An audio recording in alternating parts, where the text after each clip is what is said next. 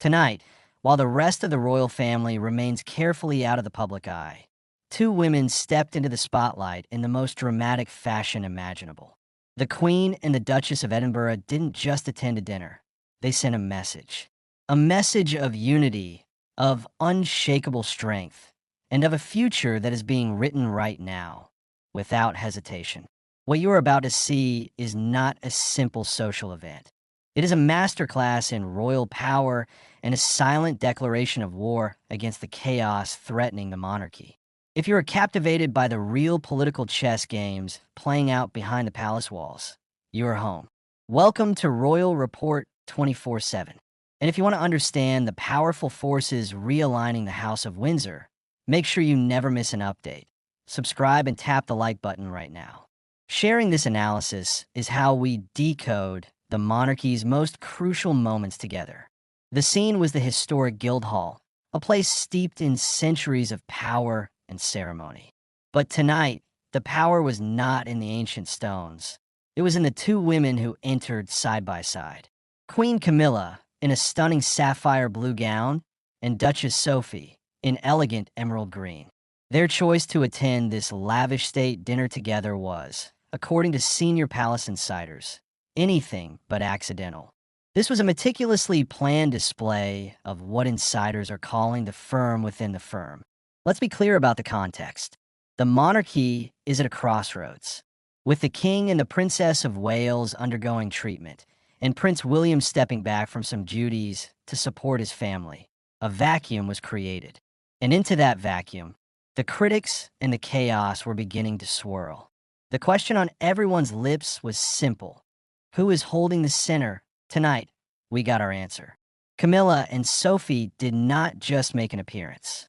They commanded the room. They were photographed laughing together, their body language relaxed yet profoundly confident. They engaged with diplomats and dignitaries not as substitutes, but as leaders in their own right. This was not two women filling in. This was a demonstration of a deep and powerful partnership. Insiders suggest this new alliance has been quietly forming for months, but the current crisis has accelerated it into a core strategy. Camilla, once the most controversial figure in the royal fold, has evolved into a deeply respected and steadfast queen consort. Sophie, after decades of quiet, unwavering service, is now being recognized as the monarchy's secret weapon. Immensely popular, scandal-free, and possessing a sharp political mind. Together, they represent a new kind of royal power, mature, experienced, and unburdened by the dramas that have plagued the younger generation. But the significance of this dinner goes far beyond a simple show of solidarity. This was a strategic move aimed at two very specific audiences. The first audience was the British public. The message was one of stability. It said, "The institution is bigger than any one individual. We are here. We are working. The crown endures." The second audience, however, was internal. This was a message to the entire royal household, and perhaps even to those watching from abroad in Montecito. It communicated that the core of the monarchy is not fragile, that it has a depth of bench strength that can withstand any storm, that while some have chosen to build commercial brands, others have been building an unbreakable foundation of duty. The choice of the Guildhall itself was deeply symbolic. This is not a glamorous film premiere or a fashionable art gallery. The Guildhall is the seat of the City of London, the heart of British finance and governance.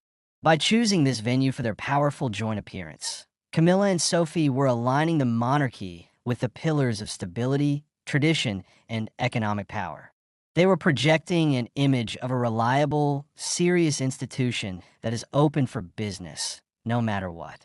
This is the ultimate evolution of the slimmed-down monarchy that King Charles has long championed. But it's not slimmed down in terms of ambition or influence. It is streamlined for efficiency and resilience. It is a monarchy that can pivot, that can showcase its strongest players when needed, and present a united, impenetrable front in the face of adversity. The reaction from royal watchers has been swift and overwhelmingly positive. Social media is flooded with praise for the two women, calling them the monarchy's dream team. The narrative is shifting in real time. The story is no longer about who is absent, but about the formidable power of who showed up. What we witnessed tonight was the quiet, graceful, and utterly decisive seizing of the narrative. It was a reminder that the most powerful statements are often made without a single word being uttered to the press. They're made by walking into a room, shoulder to shoulder, and letting the world draw its own conclusions. The reign of King Charles may be defining a new era, but it is being powered by a partnership no one saw coming in full force until tonight. The Queen and the Duchess are no longer just supportive spouses. They are the bedrock. And as the monarchy navigates its most challenging period in decades, that bedrock has just proven it is made of granite. This story of resilience and realignment is only just beginning. To make sure you are part of every revelation and every analysis as the royal family continues to adapt and strengthen, stay with us here at Royal Report 24/7. Subscribe for the insights you won't find anywhere else. Like this video if you appreciate the power of quiet strategy, and share your thoughts on this new royal dynamic in the comments below. The future of the crown is being written right now, and we will be here to bring you every chapter.